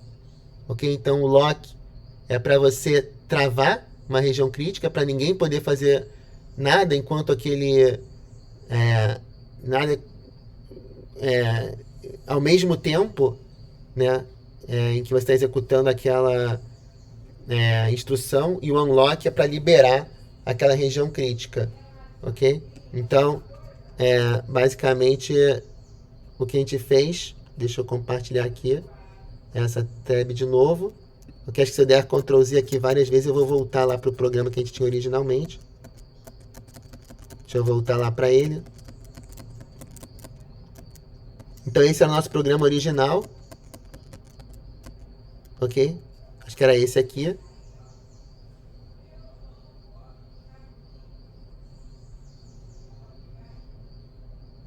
Vamos lá. Está compilando. Ainda não. Thread undeclared. Tá. Aqui eu botei thread 1 ainda. Agora deve funcionar. Então esse é o nosso programa que cada vez retornava uma coisa. Para resolver esse problema, o que a gente fez? A gente botou uma função aqui. pthread mutex lock. Ok? Então o que ela recebe como parâmetro? A gente botou para o lock e o unlock. Ok? Então basicamente foi isso que a gente fez.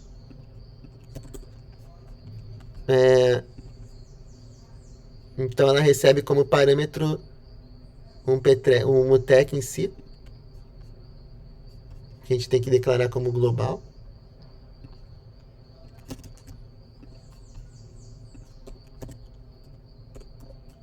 Ok? Então a gente bota aqui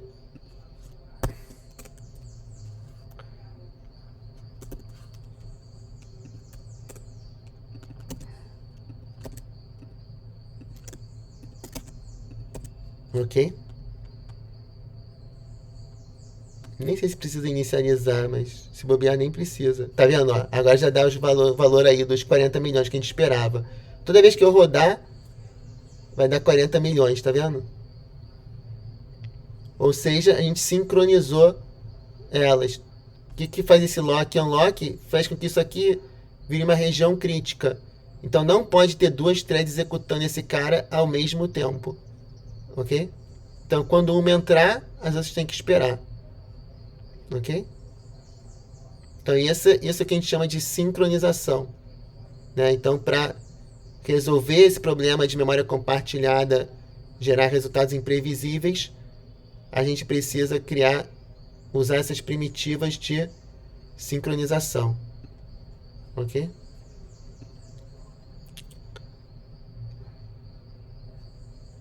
Engraçado que ele está demorando bastante agora, né?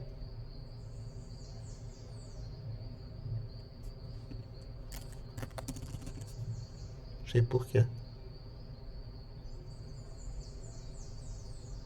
Bom, agora foi rápido. Mas, de novo, olha só. A gente falou que uma vantagem, né? Da memória compartilhada era o fato de você não precisar fazer a mudança de contexto ou a mudança de privilégio. Só que no momento que a gente acaba tendo que colocar esses mutex lock e unlock, acaba que volta a ter de novo, né, essa mudança de privilégio, porque essa chamada de mutex lock, ela acaba indo para kernel mode. Então, do momento que a gente acaba precisando usar esse tipo de instrução, a gente perde um pouco da vantagem de usar memória compartilhada. Embora isso muitas vezes ainda seja muito mais eficiente do que a troca de mensagens. Mas a gente só experimentando implementar o programa de uma maneira, implementar de outra, ver o que é mais eficiente. Ok? E às vezes você tem como resolver problemas de computação concorrente sem usar lock e unlock, que é como se fosse o suprassumo da computação concorrente. É o que todo mundo quer, que se chama programação lock-free, ok? Que é a programação que você faz, programação de computação concorrente, garantindo que está tudo certo, sem usar lock e unlock, ok? Mas aí você vai deixar para o curso de computação concorrente, ok? Tem algum comentário, pessoal? Luca, você lembrou do comando? Agora que mostrei aí. Beleza. Então, pessoal, é isso que é a sincronização, ok? Então, a memória compartilhada e uma alternativa é outra troca de mensagens, ok? Então, as pessoas trocam de mensagens através de chamadas de sistema, send e receive, ok? Não tem memória compartilhada a nível de usuário. A fila de mensagens ela é compartilhada, mas a nível de kernel space, ok? E essa troca de mensagens pode ser... Aí que tem algumas distinções entre direto e indireto, síncrono e assíncrono, ou por meio de um buffer. Aí tem essa diferenciação, são uma diferenciação conceitual, ok? Sobre como que é feita a troca de mensagens. Então, aqui tem essa distinção entre direto e indireto, em que na direta o processo de origem e destino precisa ser identificado, então você diz para quem está mandando mensagem para quem, e na indireta você tem como se fosse uma caixa postal, você manda para a caixa e quem receber recebe da caixa. Aí um exemplo de comunicação direta é sinais, e de indireta essas pipes ou sockets, ok? E aí tem modos síncrono e assíncrono, e aí de novo, na síncrono a comunicação é bloqueante, ou seja, você, por exemplo, pede para receber uma mensagem e você fica bloqueado esperando até que aquela mensagem chegue, enquanto que no assíncrono não, você recebe caso exista, senão você continua a execução. E aí pronto, aqui tem um exemplo de um programa produtor-consumidor, que é um exemplo de problema que até envolve redes também, mas pode ser o produtor-consumidor numa mesma máquina. Como é que funciona? O produtor gera informação e o consumidor, que é uma outra thread, ela consome a informação. Então aqui ele está produzindo e mandando para esse elemento A, que pode ser, por exemplo, uma caixa postal, e aí o outro recebe da caixa postal e processa a mensagem, ok? E aí ele está dizendo que pode ser bloqueante ou não bloqueante, né? O send, por exemplo, se for bloqueante, o que acontece?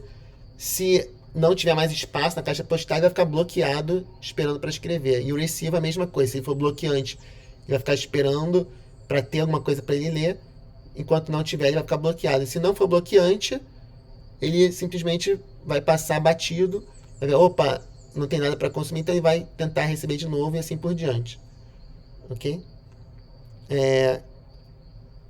E aí tem essa questão de bufferização, que as mensagens podem ser transmitidas e armazenadas num buffer antes de serem processadas, ok? Então é o buffer que permite a comunicação assíncrona, porque você transmite e fica guardada e eventualmente ela vai ser consumida no momento adequado.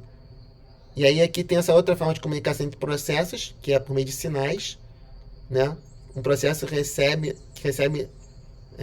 envia um sinal para o outro de forma direta, de forma síncrona, e o processo que recebe, ele interrompe para processar aquele sinal, ok?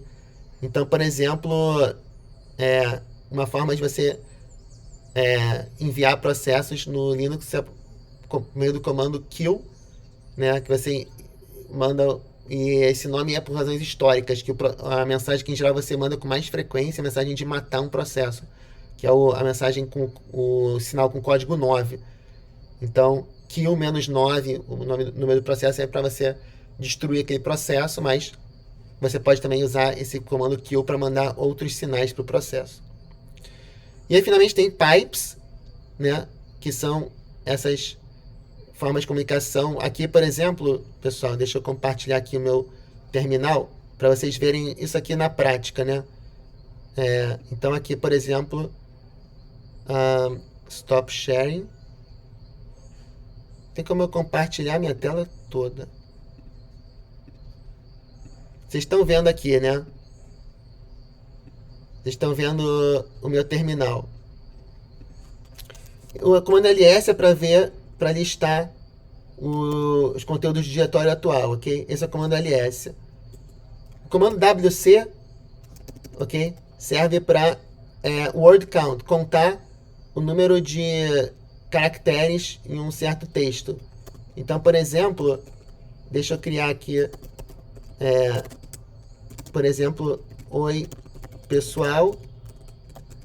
Vou botar aqui num arquivo de texto. Peraí. Echo.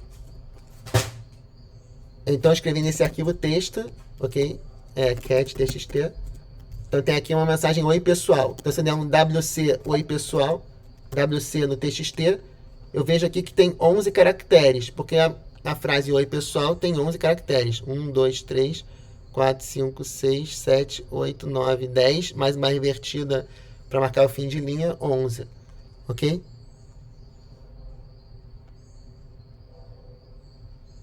O 11º caractere deve ser um fim de linha ou fim de arquivo. Beleza. E aí a pergunta agora é, e se eu quiser contar quantos caracteres tem nessa minha lista? Ok, fiz o ls, se eu quiser contar quantos caracteres tem aqui na minha saída, nessa lista de arquivos, como é que eu faço? Alguém sabe? Então eu vou executar 2 programas, concorda? Um é o programa ls, para listar os meus arquivos, e outro é o programa wc, que é para contar. Mas como que eu conecto um com o outro? Eu preciso fazer uma comunicação entre esses 2 processos, concorda? A saída de um tem que virar a entrada do outro. Alguém sabe como faz isso?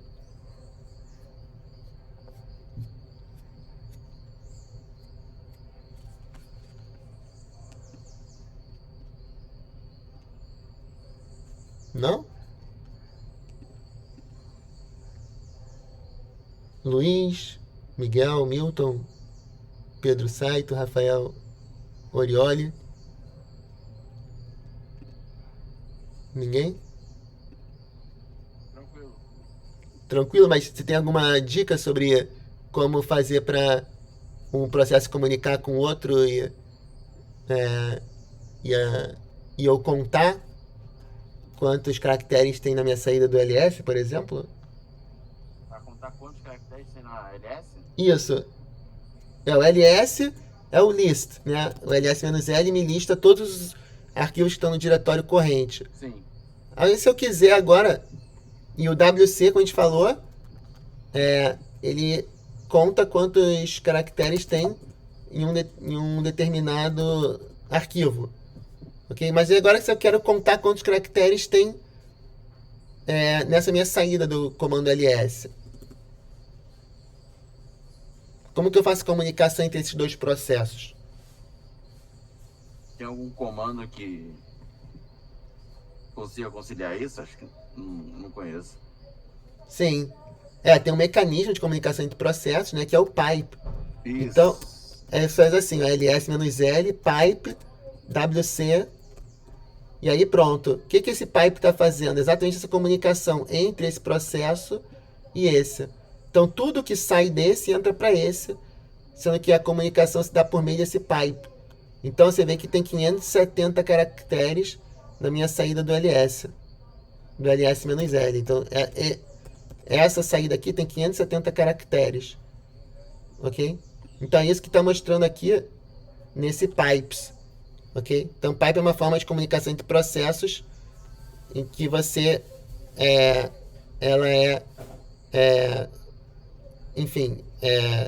unidirecional, um escreve e outro lê.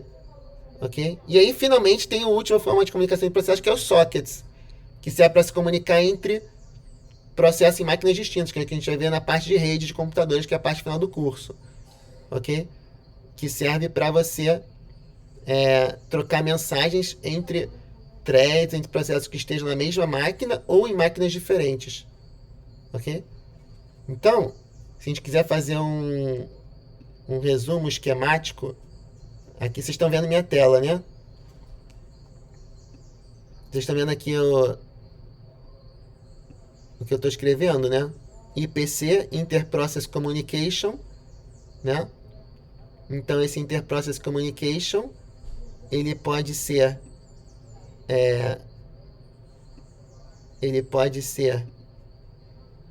por memória compartilhada, ok? Ou por mensagens, ok? Ou por mensagem. Quando é por mensagem, ele pode ser... a gente pode dividir assim, ó. Aqui botou...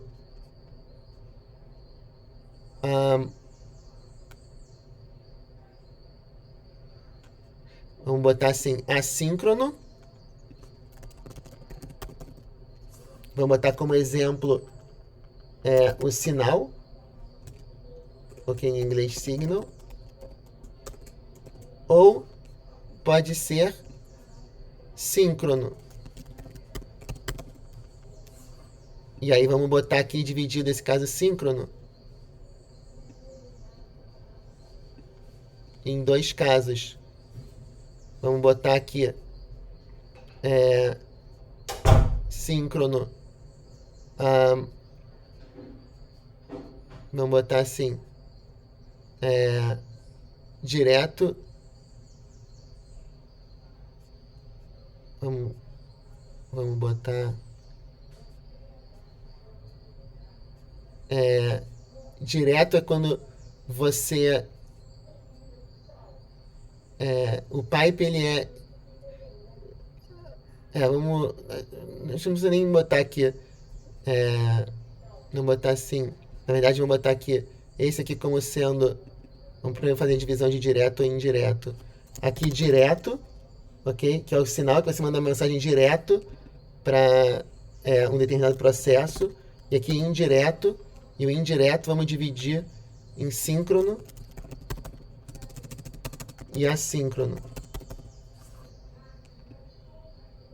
ok? Sendo que o síncrono, um exemplo, vamos dizer que o pipe é um exemplo de síncrono, e o assíncrono, vamos botar aqui, vamos botar aqui socket, e vamos botar só socket mesmo, ok? Pronto. Acho que tá legal essa divisão, ok? Então, com isso a gente cobriu aqui todos esses slides, e a gente está agora com uma visão relativamente ampla sobre comunicação entre processos. Essa forma de comunicação entre processos aqui de memória compartilhada é a mais rudimentar de todas, ok? É a mais rudimentar de todas, e é o que a gente estuda no curso de computação concorrente, ok? Então isso aqui é o curso de computação concorrente, ok? Então isso aqui é a computação concorrente, com todos os seus desafios e mais vantagens por ser extremamente eficiente, ok? Isso daqui é o que a gente estuda no curso de sistemas operacionais, ok?